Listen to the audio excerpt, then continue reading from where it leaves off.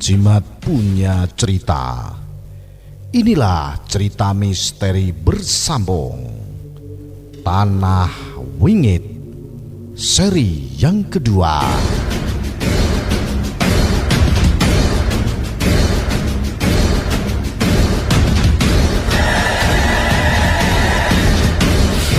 Semenjak kejadian anak kecil di langit-langit rumah itu, tidak ada lagi hal aneh yang aku lihat dalam beberapa hari. Hanya pada Wisnulah aku bisa bercerita tentang kemunculan makhluk-makhluk itu.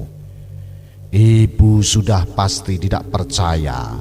Sedangkan bila aku cerita pada Gendis, dia akan ketakutan dan semakin merepotkanku. Kamu temenin aku ngineplah di rumah ya, ajakku pada Wisnu. Tidak mau, aku sudah hidup tenang. Kenapa harus nemenin kamu di sana? Ntar ada yang ngikut lagi. Tolak Wisnu. Sekali-kali nggak apa-apa kan? Mending kamu yang nginep di rumahku lebih aman. Itu nggak nyelesain masalah nanti. Sesekali mungkin aku harus mengajak seseorang untuk menginap agar ada saksi lain selain aku yang melihat sosok gaib itu. Mungkin dengan itu ibu akan percaya. Tapi ternyata aku tidak perlu melakukan hal itu. Suatu ketika ibu sedang membantu salah satu tetangga kami yang sedang panen kacang di kebunnya. Aku menunggu ibu sembari menjaga Gendis sambil bermain di halaman rumah ibu itu. Ibu baru selesai saat maghrib dan kami pulang saat matahari baru saja terbenam.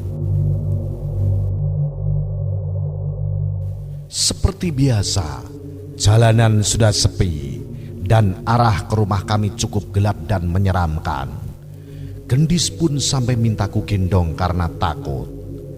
Dari rumah terakhir di desa setidaknya kami harus berjalan beberapa ratus meter untuk sampai ke rumah. Seharusnya beberapa menit lagi kami sampai dan bisa segera beristirahat. Tapi saat rumah kami sudah terlihat, tiba-tiba ibu terhenti. Kenapa berhenti, Bu? Wajah ibu terlihat aneh. Ia memandang rumah dengan gemetar. Aku pun menoleh ke rumah dan melihat pemandangan yang tidak akan pernah bisa kulupakan. Di halaman kami berdiri pocong-pocong dengan kain kafan lusuh yang menggeliat dengan mengerikan.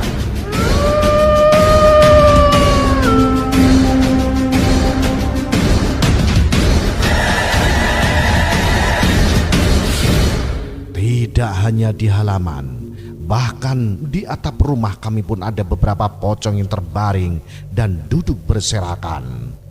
Aku menggenggam erat tangan ibu dan menariknya, mengajaknya untuk memutar balik. Tidak mungkin kami pulang ke rumah di mana terdapat pocong sebanyak itu. Gendis takut, Bu. Tangis Gendis yang ternyata juga melihat sosok itu. Ke rumah Pak Ngadimin, kita ke sana dulu, Leh. Perintah ibu yang segera mengajak kami pergi secepatnya.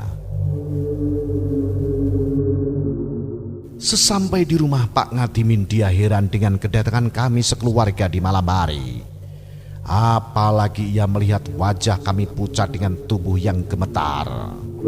Sudah, Duduk dulu, biar dibikin teh panas, ucap Pak Ngadimin yang langsung memerintahkan istrinya membuatkan teh panas untuk kami. Tidak ada satupun dari kami yang mampu bicara sampai istri Pak Ngadimin datang dan memberikan kami minum. Pocong Pak Ngadimin, pas kami mau pulang dari jauh itu kami melihat rumah kami dipenuhi pocong, Pak, ucapku sambil gemetar. Astagfirullahaladzim, benar, Bu? Tanya Pak Ngadimin pada ibu. Ibu hanya mengangguk sembari masih menggenggam gelas hangatnya. Mbak Lastri masih bersikukuh ingin tinggal di sana? Tanya Pak Ngadimin. Habis, kami mau tinggal di mana lagi, Pak? Buat makan saja, saya masih khawatir. Tapi rumah itu dibangun di atas tanah yang tidak baik, Mbak Lastri. Kamu kan tahu sendiri. Bahkan sebelum kalian tinggal di sana, Kami warga desa itu jarang sekali ada yang mau mendekat ke sana, apalagi di malam hari, ucap Pak Ngadimin. Aku baru mendengar soal ini. Berarti sebenarnya ibu sudah tahu bahwa rumah yang kami tinggali memang bermasalah. Bu, Gendis gak mau ke rumah. Rengek Gendis. Malam itu Pak Ngadimin mengizinkan kami untuk menginap di rumahnya. Besoknya ia mengantar kami kembali ke rumah bersama seorang yang ia panggil dengan nama Mbah Sartiman. Pria yang sudah cukup berumur dan rambutnya sudah memutih. Mbah Sartiman adalah seseorang yang dianggap mengerti soal hal seperti ini. Ia juga sering membantu warga yang bermasalah dengan kesurupan atau penyakit aneh. Mbah Lastri, benar-benar melihat pocong-pocong itu di sini? Tanya Mbah Sartiman saat mencapai halaman rumah kami. Iya Mbah, anak-anak saya juga melihat. Mbah Sartiman memejamkan matanya sebentar. Setelahnya ia menghela nafas dan menggeleng. Kalau bisa sebaiknya ibu pindah saja, ucap Mbah Sartiman. Jangan Pak, saya belum punya tempat tinggal lain. Tolonglah pocong-pocong itu diusir saja dan rumah saya dibersihkan dari makhluk-makhluk itu. Mbah Sartiman menggeleng, menolak ucapan ibu. Tidak bisa Mbak Lastri. Tanah ini adalah rumah mereka. Jasad mereka terkubur di bawah tanah ini, jelas Mbah Sartiman. Dek.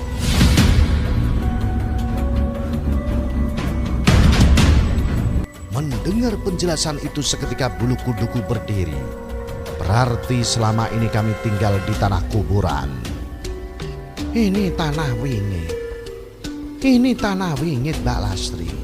Jadi tidak pantas untuk dijadikan rumah tinggal, tambah Pak Ngadimin. Ibu hanya merenung dengan sedih. Jelas keadaan ini membuat ibu semakin tertekan. Kalau saya tetap memaksa tinggal di rumah ini, resikonya apa Mbah? Mbah Sartiman menggeleng melihat keteguhan ibu. Di satu sisi aku melihat Mbah Sartiman menaruh simpati dengan keadaan kami. Kalau kalian memaksa tinggal di sini, kalian harus pergi di waktu-waktu yang saya berikan. Sosok pocong-pocong itu akan muncul di hari dan weton itu. Tapi bila ada jalan untuk tinggal di tempat lain, saya tetap menyarankan kalian pindah, ucap Pak Sartiman. Iya, hari Jumat Kliwon dan Sabtu Pahing, pada 2 hari itu kami harus menjauh dari rumah. Menurut Mbah Sartiman, sosok-sosok itu akan muncul pada hari-hari itu. Pak Ngadimin yang kasihan dengan ibu pun mengizinkan kami untuk menginap di rumahnya pada hari-hari itu. Benar ucapan Pak Sartiman. Pada Jumat Kliwon, kami pasti melihat sosok pocong itu. Kami juga mengajak Pak Ngadimin untuk memastikannya dan ia pun percaya. Menurutnya jarang ada warga yang keluar malam apalagi pada hari-hari tersebut.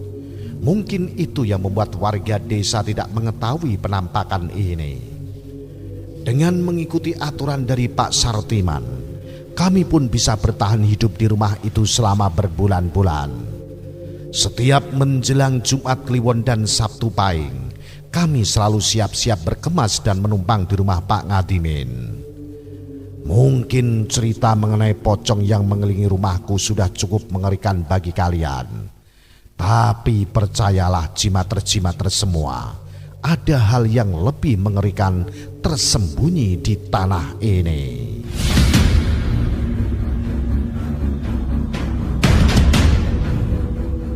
Aku tidak pernah menyangka bisa bertahan cukup lama di rumah ini.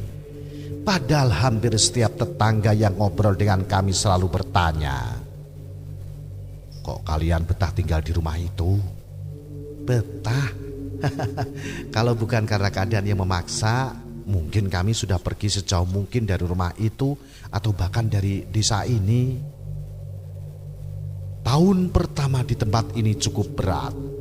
Untuk makan saja, kami tidak punya banyak pilihan. Entah berapa jenis olahan singkong yang sudah dibuatkan ibu. Bila sedang tidak memegang uang, hanya singkong yang ibu tanam di pinggir hutanlah yang akan menjadi menu makanan kami. Tiwo lagi, Bu. Bosen ya? Nanti coba ibu tanya Mbok Sarmi, ada sisa lauk atau tidak? Walau aku sering mengeluh, tapi ibu tidak pernah memarahiku sama sekali. Sebaliknya ia selalu mencari cara agar kami bisa bertahan dari situasi ini. Gak usah, Bu. Besok aku ikut Pak Ngadimin mancing aja. Siapa tahu dapat ikan, kan lumayan, Ibu. Ya sudah, tapi jangan ngerepotin ya. Ada satu berkah yang kurasakan saat hidup di desa. Kami masih bisa bertahan hidup dari alam. Ada tanah untuk ditanam, ikan untuk dipancing. Bahkan kalau tidak malas ada burung yang bisa dijala dari sawah-sawah yang hampir panen. Tapi aku tetap bertekad, suatu saat kami harus keluar dari situasi ini, terutama dari rumah ini. Masih sering lihat yang aneh-aneh di rumah? Tanya Pak Ngadimin sambil menunggu umpannya termakan oleh ikan di sungai ini. Masih, Pak. Tapi selama di dalam rumah paling cuma sekelebat-sekelebat aja. Kata ibu yang penting gak keluar pas malam-malam aja. Yang penting kamu jagain ibumu dan Gendis ya, Mukti. Belum pernah Bapak melihat orang setegar ibumu itu. Pasti, Pak. Seperti biasa, aku pulang ke rumah saat langit masih terang. Entah mengapa aku merasa hari di desa ini lebih pendek daripada di kota. Dulu jam 8 malam kami malah baru keluar untuk berkumpul di pos ronda. Gendis, sudah mau malam, masuk. Ucapku pada Gendis yang masih berada di teras rumah. Iya, Kalau iya langsung masuk dong, jangan bengong. nanti malam mau ada tamu. Tamu? Siapa? Gendis tak menjawab dan malah segera berlari ke dalam rumah.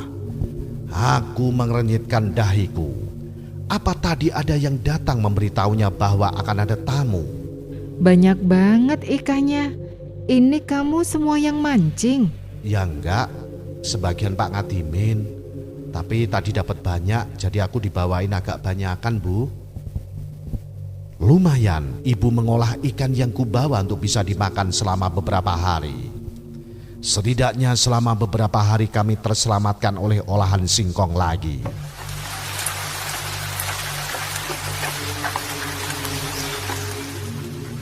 Kami makan ditemani hujan yang mulai mengguyur desa.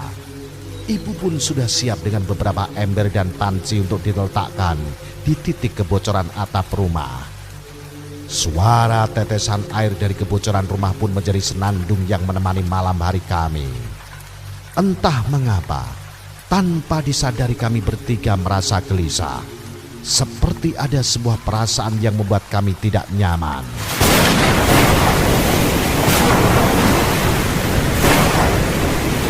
Terdengar suara petir yang menyambar membuat suasana kami bertiga kaget dan semakin merasa aneh.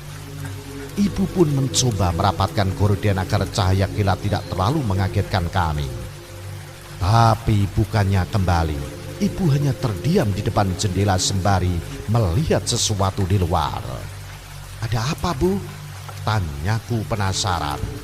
Ibu tidak menjawab. Sebaliknya ia malah menelan ludah dan wajahnya terlihat cemas. Khawatir dengan ibu, aku pun menghampirinya dan ikut melihat keluar. Saat itu setelah sekian lama, bulu kuduku berdiri. Sesuatu yang ada di halaman rumah membuatku merinding tak karuan.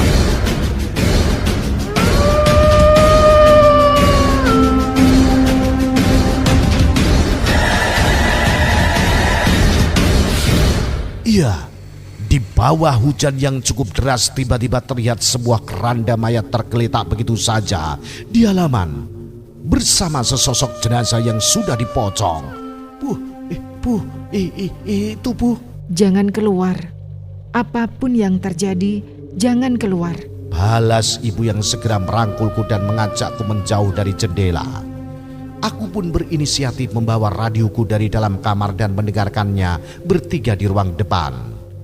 Tidak ada satupun dari kami yang mengajak masuk ke kamar. Satu sisi kami takut dengan apa yang ada di luar. Di satu sisi kami juga khawatir akan terjadi sesuatu bila kami tidak mengawasinya. Aku berharap suara radio yang kusetel bisa sedikit menenangkan kami. Namun walau sudah mendengarkan beberapa lagu dan drama radio, tangan ibu masih terlihat gemetar. Sudah beberapa lama, mungkin saja keranda itu sudah menghilang dengan sendirinya seperti saat kemunculannya. Setidaknya itu yang kupikirkan. Aku pun mencoba melawan rasa takutku untuk kembali mengintip melalui jendela. Bila keranda itu sudah hilang, maka kami bisa masuk kamar dan tidur dengan nyenyak. Coba Mukti lihat lagi ya, Bu. Hati-hati, Nak. Aku mendekat ke arah jendela dan menyibakkan lagi gordennya. Dan sialnya, keranda dan jenazah itu masih ada di sana. Aku pun sedikit memperhatikan keranda itu dan sekitarnya, sembari mencari petunjuk siapa yang meletakkan benda itu di sana. Tapi tepat saat aku memperhatikan sosok jenazah yang ada di dalam keranda itu, tiba-tiba kepala pocong yang berada di dalamnya menoleh dan melotot ke arahku. Sontak aku pun terjatuh dan buru-buru kembali berdiri untuk merapatkan gorden jendelaku.